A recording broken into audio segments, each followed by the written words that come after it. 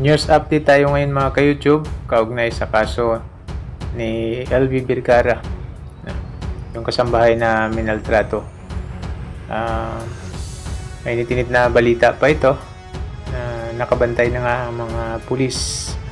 Makikita natin yan dyan sa CCTV footage umaga hanggang gabi malapit sa bahay ng testigo sa pangmamaltrato sa kasambahay na si LV Vergara. Ito ay matapos na ilang gabi nang may namamataan na mga kalalakihan na kahina-hinala ng kanilang kilos sakay ng motorsiklo. At ang mga kalalakihang ito ay pawang nakabunit na umaali-aligid malapit sa bahay ng testigo sa isang barangay sa Occidental Mindoro.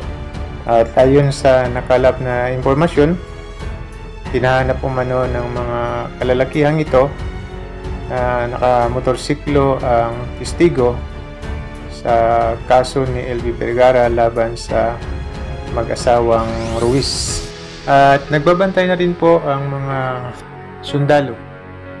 Matapos humingi ng tulong ang tanggapan ni Senador Francis Tolentino sa Office of the Senate Sergeant at Arms, na agad namang nakipag-ugnayan sa Philippine Army. Kaya sana nga po ay sumailalim sa Witness Protection Program ng ating pamahalaan ang testigong ito, kasi parang nalalagay na sa balag na alanganin yung kanyang seguridad sa mga ganitong pangyayari doon sa kanilang lugar. Kung ating matatandaan, pinakita na ng mag-asawang Ruiz na hindi sila basta-bastang mga tao.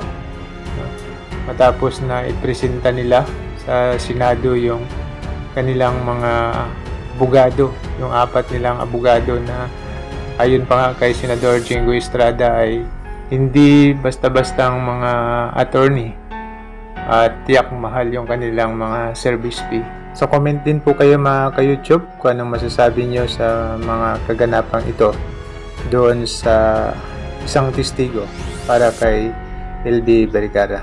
Maraming salamat po sa panonood. To God be all the glory and God bless.